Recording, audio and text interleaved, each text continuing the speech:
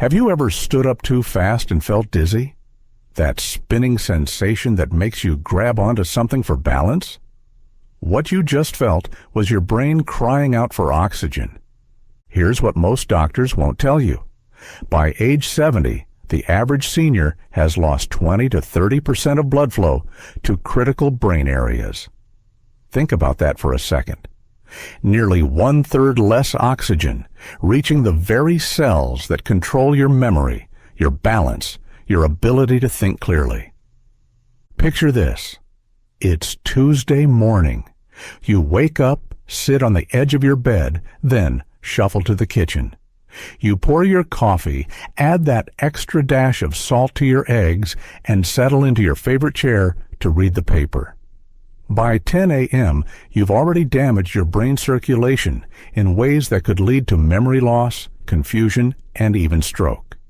Your brain is like a beautiful garden that needs constant watering. When that water supply gets cut off, even for short periods, the flowers start to wilt. Brain cells are the same way. They need oxygen-rich blood flowing to them every second of every day. When that flow slows down, those cells begin to die. Today, I'm going to reveal the 7 most dangerous everyday habits that are slowly suffocating your brain cells. More importantly, I'll show you exactly how to reverse the damage and protect your mental sharpness for years to come. Let's start with habit number 7, sitting too long without moving. Have you ever noticed how stiff you feel after sitting through a long movie? That discomfort isn't just in your joints. It's a warning sign from your entire cardiovascular system. When you sit for more than 30 minutes without moving, your blood flow slows to a crawl. Think of it like a garden hose with a kink in it. When you sit, gravity pulls blood in your lower body. Your heart has to work harder to pump blood up to your brain against gravity. Here's what happens. Your brain receives 15 to 20% less oxygen-rich blood. Those brain cells that control your memory and balance begin to struggle. The long-term consequences are severe. Reduced blood flow accelerates brain shrinkage and increases your risk of stroke by 35%. But this one shocked my cardiologist friend. Even if you exercise for 30 minutes every morning, sitting for 6 hours straight afterward can completely undo those benefits for your brain's blood flow. Habit number 6, poor neck posture that crimps your brain's lifeline. Have you ever tried to drink through a straw that someone was pinching shut? That's exactly what poor neck posture does to the arteries that feed your brain. Right now, gently run your fingers along the sides of your neck. Feel those thick cords. Those are your carotid arteries, the main highways delivering blood to your brain. Every time you crane your neck forward to read or hunch over a table, you're compressing these vital arteries. Your head weighs about 12 pounds, like carrying a bowling ball on your shoulders. When that bowling ball shifts forward just 2 inches, it begins to compress the very vessels your brain depends on for survival. Here's the scary science. For every inch your head moves forward from its natural position, blood flow to your brain decreases by approximately 8%. Most seniors carry their heads 3 to 4 inches forward. That's a 25 to 30% reduction in oxygen reaching your brain, just from poor posture. The mechanism is like pinching a garden hose. Your vertebral arteries become compressed when your neck is constantly bent forward.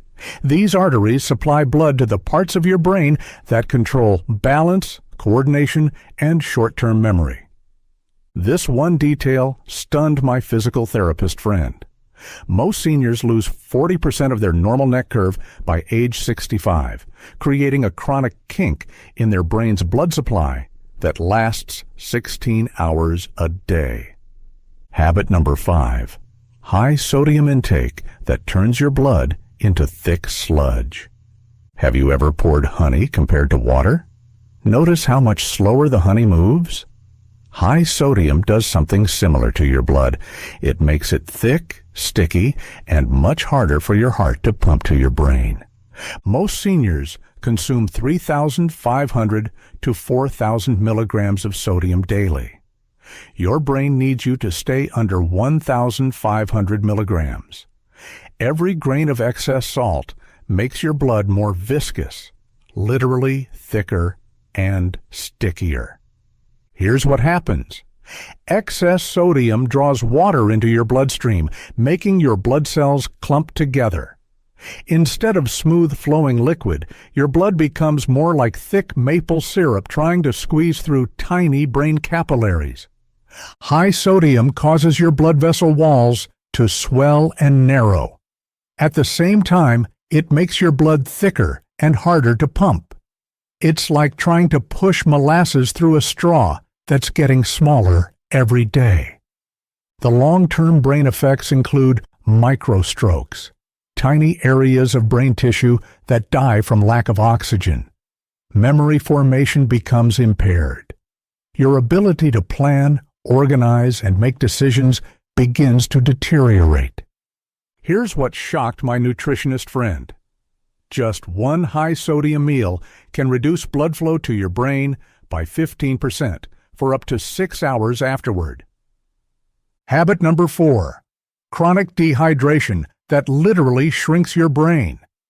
Have you ever left a houseplant without water for a week? Your brain reacts to dehydration in exactly the same way. The tissue wilts and struggles to survive. Most seniors are chronically dehydrated without realizing it. As we age, our thirst sensation decreases. Many seniors avoid drinking fluids because they worry about bathroom trips. But here's the terrifying reality. Even mild dehydration, losing just 2% of your body's water, immediately shrinks brain tissue and reduces blood flow by 12 to 15%. When you're dehydrated, your blood becomes concentrated and thick. Your heart struggles to pump this thicker blood up to your brain. At the same time, dehydration causes your brain tissue itself to literally shrink away from your skull. Your brain is 85% water. When overall body water drops, brain tissue loses volume first. This shrinkage pulls delicate blood vessels taut, reducing their ability to deliver oxygen-rich blood to brain cells. Chronic dehydration accelerates brain aging by 10 to 15 years. It doubles your risk of stroke. It makes you 4 times more likely to develop dementia. This one fact amazed my geriatrician friend. Brain scans show that chronic dehydration creates the same patterns of brain shrinkage seen in Alzheimer's disease. But dehydration damage can often be reversed. Habit number 3, sleeping in positions that cut off blood flow for 8 hours straight. Have you ever woken up with a dead arm that tingles and feels numb? That's exactly what's happening to your brain when you sleep in positions that restrict blood flow to your head and neck. The most dangerous sleep position is sleeping on your stomach with your head turned sharply to one side. This position kinks your neck arteries for 6 to 8 hours continuously. It's like pinching a garden hose shut while your brain desperately needs water. During sleep, your blood pressure naturally drops by 10 to 15%. But if your sleep position is already restricting blood flow, that natural nighttime drop can push your brain's oxygen supply below critical levels. Night after night of restricted blood flow creates periods where your brain literally suffocates while you sleep. Over months and years, this pattern kills brain cells and accelerates cognitive decline. Here's what shocked my sleep specialist friend. Brain scans show that people who sleep in blood flow restricting positions have 20% more brain tissue death in areas that control memory and executive function. Habit number 2, uncontrolled blood pressure that pounds your delicate brain vessels. Have you ever watched water rushing through a garden hose when the pressure is turned up too high? High blood pressure does exactly the same thing to the delicate blood vessels in your brain. Normal blood pressure for seniors should be below 130/80. But 58% of people over 65 have blood pressure readings consistently above 140/90. That's like forcing water through your brain's delicate capillaries at twice the pressure they were designed to handle. When blood pressure stays elevated, it damages the tiny blood vessels that feed your brain cells. These microvessels begin to thicken their walls to protect against the constant pounding. But thicker vessel walls mean less space for blood to flow through. High-pressure blood flow pounds against delicate vessel walls 100,000 times per day. Over time, these walls develop tiny cracks and weak spots. Some vessels burst, creating microhemorrhages. Others become so damaged they can't carry blood effectively. The long-term brain effects include accelerated brain shrinkage, increased dementia risk by 400%, and damage to the brain tissue that connects different regions and enables complex thinking. This one statistic stunned my cardiologist friend. For every 10-point increase in systolic blood pressure above 120, your risk of cognitive decline doubles, and brain tissue loss accelerates by 15% per year. And now, the number one most dangerous habit, strangling your brain's blood supply. Habit number 1, holding your breath during physical strain, the silent brain killer. Have you ever grunted while lifting something heavy or held your breath while getting up from a low chair? In that moment, you've just cut off oxygen to your brain more completely than any other habit on this list. When you hold your breath and strain, pressure builds up in your chest cavity. This compresses the veins that return blood to your heart. Less blood returns to your heart, so less blood gets pumped to your brain. Within 10 to 15 seconds of breath holding during strain, blood flow to your brain can drop by 40 to 50%.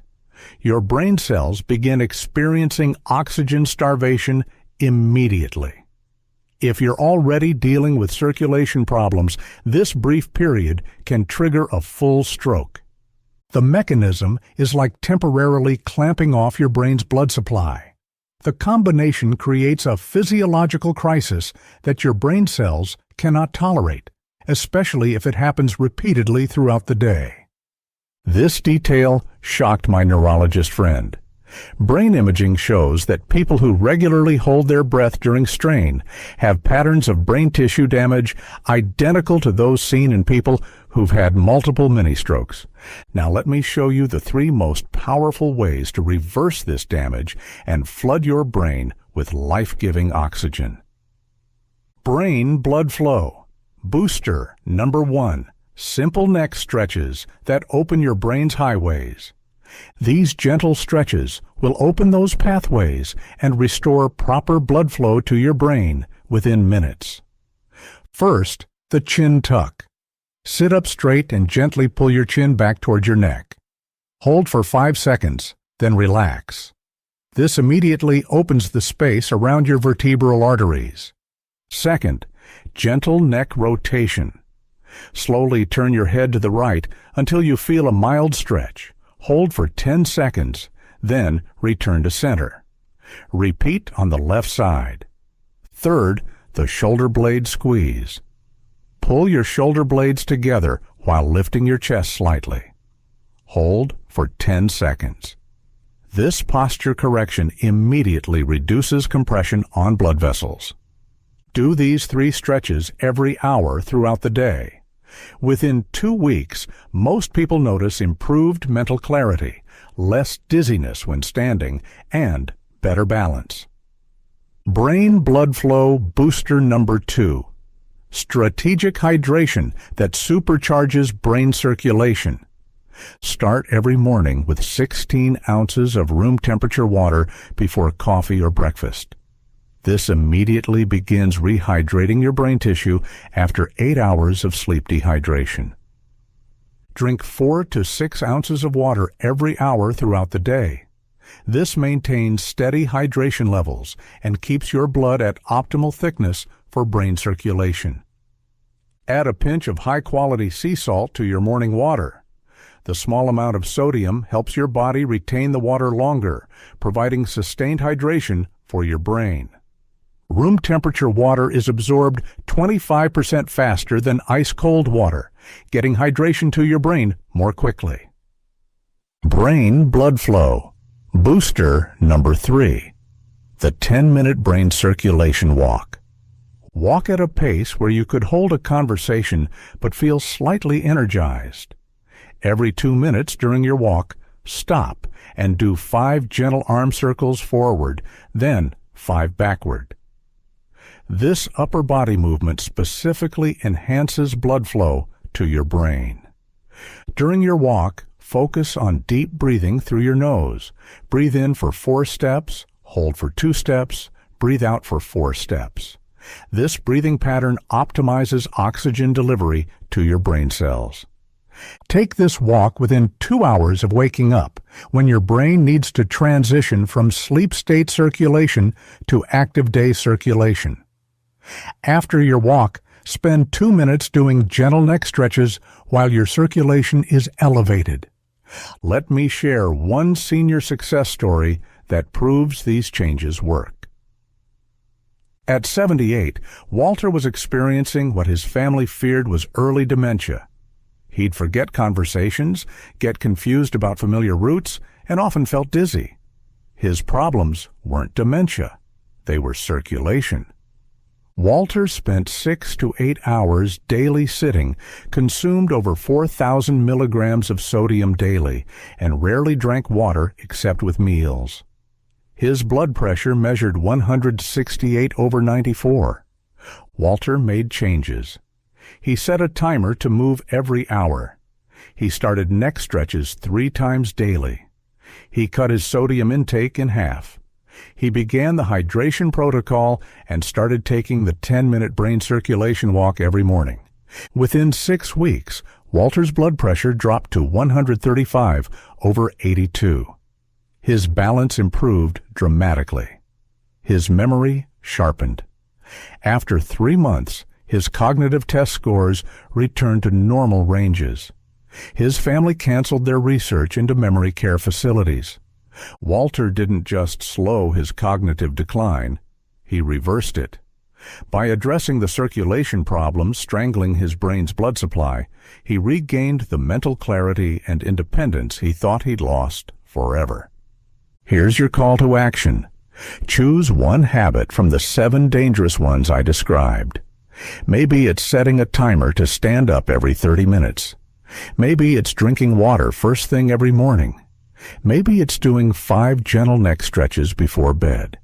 Start there. Master that one change for a week, then add the second change. Your brain doesn't need you to be perfect immediately. It needs you to be consistent with small improvements. Remember, every hour you delay is another hour of reduced oxygen reaching your brain cells. But every positive change starts improving circulation within minutes. Your independence depends on your brain health. Your memory, your balance, your ability to think clearly, they're all connected to blood flow. The habits strangling your brain circulation can be changed. The damage can often be reversed, but only if you act now. Don't let fear of stroke, dementia, or cognitive decline control your future. Take control by improving the circulation that feeds your brain. Start with one small change today. Hydrate your brain, save your memories. The choice is yours, and the time is now.